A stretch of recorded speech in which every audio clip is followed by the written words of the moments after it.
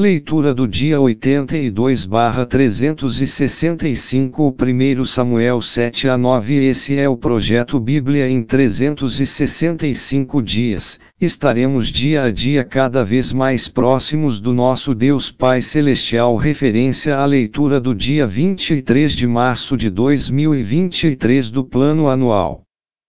1 Samuel 7. Para que estivesse a salvo, a arca foi levada a Quinat-Jearim, uma cidade situada nas proximidades do campo de batalha, e Eleazar foi encarregado de cuidar dela. Por que não foi levada de volta para o tabernáculo em Siló? Siló foi provavelmente derrotada e destruída pelos filisteus em uma batalha anterior devido às obras ímpias de seus sacerdotes. Aparentemente, o tabernáculo foi salvo com todo o seu mobiliário, porque lemos que ele foi colocado em Nob durante o reinado de Saul e em Gibeão durante os reinados de Davi e Salomão. Siló, entretanto, não é mais mencionada nos livros históricos do Antigo Testamento. O novo lar de Samuel tornou-se Ramá, a sua cidade natal, uma outra evidência da destruição de Siló. Israel pranteou amargamente, e a tristeza e o luto envolveram a nação durante 20 anos.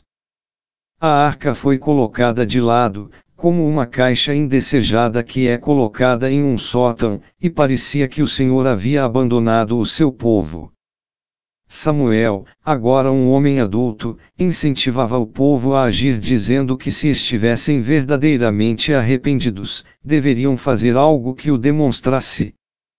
Como é fácil nos queixarmos até mesmo a Deus devido aos nossos problemas, e, ao mesmo tempo, recusar-nos a agir, mudar e fazer aquilo que o Senhor requer que façamos. Sequer consideramos os conselhos que Ele já nos deu. Você já se sentiu como se Deus lhe tivesse abandonado? Pense se não há algo que Ele já lhe mandou fazer. Você provavelmente não receberá novas orientações e diretrizes da parte do Senhor até que tenha obedecido às orientações e diretrizes que Ele já lhe deu. Os israelitas estavam cultuando os deuses estranhos das outras nações. Mas Samuel os exortou a livrarem-se rapidamente deles. Os ídolos em nossos dias são muito mais sutis do que deuses de madeira e pedra. No entanto, são tão perigosos quanto estes. Qualquer coisa ou pessoa que ocupe o primeiro lugar em nossa vida ou que nos controle poderá ser considerada um Deus. Dinheiro, sucesso, bens materiais, orgulho ou qualquer outra coisa ou pessoa podem se tornar ídolos se tomarem o lugar de Deus em nossa vida. Só o Senhor é digno de nosso culto e adoração, e não podemos permitir que nada venha a se igualar a Ele. Se tivermos deuses estranhos em nossa vida, devemos pedir ao Senhor que nos ajude a depô-los deste trono e a fazer com que somente o único e verdadeiro Deus seja a nossa primeira prioridade.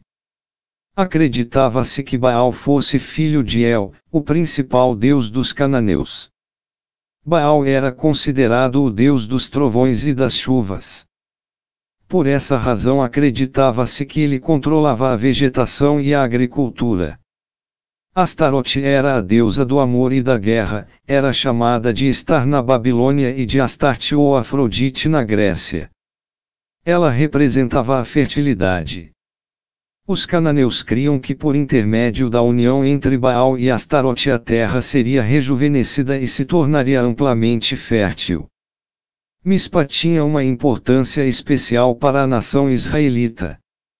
Foi ali que os israelitas se reuniram com a finalidade de se mobilizar contra a tribo de Benjamim, onde Samuel foi designado líder da nação e onde Saul, o primeiro rei de Israel, foi identificado e apresentado ao povo. Derramar água sobre o solo perante o Senhor era um sinal de arrependimento pelos pecados praticados, pelo abandono dos ídolos e pela firme determinação de se obedecer única e exclusivamente a Deus. Samuel se tornou o último juiz na longa lista dos juízes, ou líderes, de Israel. Um juiz era um líder político e religioso.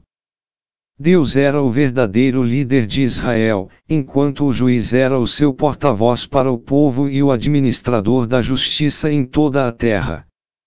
Embora alguns juízes de Israel tenham confiado mais em seus próprios juízos e diretrizes do que nos juízos e diretrizes de Deus, a obediência e a dedicação de Samuel a Deus tornaram-no um dos maiores juízes da história de Israel. Os israelitas tiveram grandes dificuldades com os filisteus, mas Deus socorreu seu povo. Em resposta, colocaram uma grande pedra como um memorial do grande auxílio e livramento que receberam da parte de Deus. Durante os tempos de dificuldade, a lembrança dos pontos cruciais de mudanças em nosso passado nos serve como um grande encorajamento para o presente. Os memoriais nos ajudam a lembrar das vitórias do passado e assim recuperar a confiança e a força de que precisamos no presente. Na época de Josué, os amorreus eram uma tribo poderosa, espalhada por toda a região montanhosa com ambos os lados do rio Jordão. Havia também uma grande concentração de amorreus ocupando o lado leste do rio Jordão, do lado oposto do Mar Morto. No contexto deste versículo, contudo, o termo amorreu é empregado como uma referência geral a todos os habitantes de Canaã que não eram israelitas. 1 Samuel 8. Na velhice, Samuel designou seus filhos para que fossem juízes de Israel em seu lugar, mas se tornaram corruptos, semelhantes aos filhos de Eli. Não sabemos os motivos que os levaram ao erro, mas entendemos que Eli foi culpado pela corrupção de seus próprios filhos. É impossível saber se Samuel foi um mau pai. Seus filhos eram adultos o suficiente para serem responsáveis por seus próprios atos. Devemos ter cuidado para não culparmos a nós mesmos pelos pecados de nossos filhos. Por outro lado, a paternidade é uma incrível responsabilidade, e nada é mais importante do que moldar e formar a vida de nossos filhos. Se os seus filhos adultos não seguem a Deus, perceba que você não pode mais controlá-los. Não se culpe a si mesmo por algo que não está mais sob sua responsabilidade. Mas caso eles ainda estejam sob os seus cuidados, saiba que o que você faz e ensina pode afetar profundamente seus filhos e durar para toda a vida. Israel queria um rei por vários motivos. 1. Os filhos de Samuel não eram adequados para liderar o povo. 2. As 12 tribos continuamente tiveram problemas juntas, pois cada uma possuía seu próprio líder e território. Era esperado que um rei unisse as tribos em uma única nação e um só exército. 3. O povo queria ser como as nações vizinhas. Era exatamente o que Deus não desejava. Ter um rei facilitaria o esquecimento de que o Senhor era seu verdadeiro líder. Não era errado Israel querer um rei, Deus mencionou esta possibilidade em Deuteronômio 17, 14 a 20. Porém, na realidade, o povo rejeitava a Deus como seu verdadeiro líder. Os israelitas queriam leis, um exército e um monarca no lugar do Senhor. Eles desejavam governar a nação através da força humana, embora somente a de Deus pudesse fazê-los prosperar na terra hostil de Canaã. O povo clamou por um rei, porque pensava que um novo sistema de governo provocaria uma mudança na nação. Mas porque seu problema básico era a desobediência a Deus, as dificuldades continuariam, porém debaixo da nova administração. O que eles precisavam era de uma fé unificada, não de uma regra uniforme. Caso houvessem se submetido à liderança de Deus, os israelitas teriam prosperado além de suas expectativas. Nossa obediência é falha quando pedimos a Deus que conduza a nossa família ou nossa vida pessoal, mas continuamos a viver de acordo com os padrões e valores do mundo. A fé em Deus precisa envolver todas as áreas práticas da vida. Samuel cuidadosamente explicou todas as consequências negativas de se ter um rei, mas os israelitas se recusaram a dar ouvidos. Quando você quiser tomar uma importante decisão, veja os prós e os contras cuidadosamente e considere todas as pessoas que podem ser afetadas pela sua escolha. Quando se deseja algo prejudicial, é difícil enxergar os problemas que advirão. Mas não negligencie os pontos negativos. A menos que tenha uma maneira para lidar com cada um deles, mais tarde eles lhe causarão grandes dificuldades. Israel foi chamada para ser uma nação santa, separada e única dentre todas as outras. O motivo de os israelitas pedirem um rei era para serem como os povos ao seu redor. Isto era totalmente oposto ao plano original de Deus. O erro não estava em querer um rei, mas nos motivos deste desejo. Frequentemente permitimos que os valores de outros povos ditem as nossas atitudes e comportamentos. Você já fez uma escolha errada porque quis imitar o mundo. Tome cuidado para que os valores de seus amigos ou heróis não o afastem da palavra de Deus. Ao querer ser como os incrédulos, o povo de Deus ruma para o desastre espiritual. 1 Samuel 9. Saul foi enviado por seu pai para uma importante missão, achar as jumentas perdidas. Estes eram animais para todos os propósitos, a pick-up dos templos bíblicos. Usados para transportar, puxar e arrastar, na agricultura tornavam-se muito importantes. Até a mais pobre família tinha pelo menos um. Possuir muitos jumentos era sinal de riqueza e perdê-los era um desastre.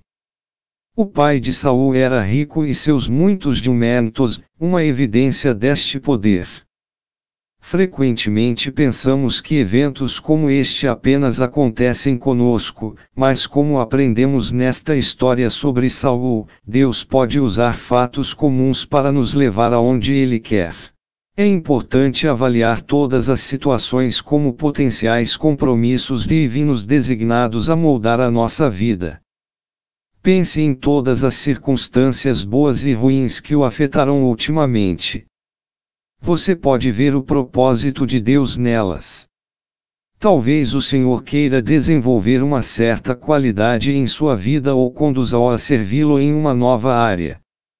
A cidade onde o servo disse que o profeta morava era provavelmente Ramá, para onde Samuel se mudou depois da batalha filisteia próximo a Siló. A falta de conhecimento de Saul sobre o homem de Deus demonstrou sua ignorância quanto aos assuntos espirituais. Os dois chegaram a viver no mesmo território, Benjamim. Por que, pois, me falas com tais palavras? A explosão de Saul revela um problema que ele enfrentaria repetidamente: o sentimento de inferioridade. Como uma folha lançada pelo vento, hesitou entre seus sentimentos e convicções. Tudo o que disse e fez foi de forma egoísta, porque se preocupava consigo mesmo. Por exemplo, ele disse que seu clã era o menos importante na menor tribo de Israel, mas afirma que seu pai era um homem de bens. A tribo de Benjamim era a menor porque quase foi eliminada como castigo por sua imoralidade. Saul não quis enfrentar a responsabilidade que Deus lhe concedeu.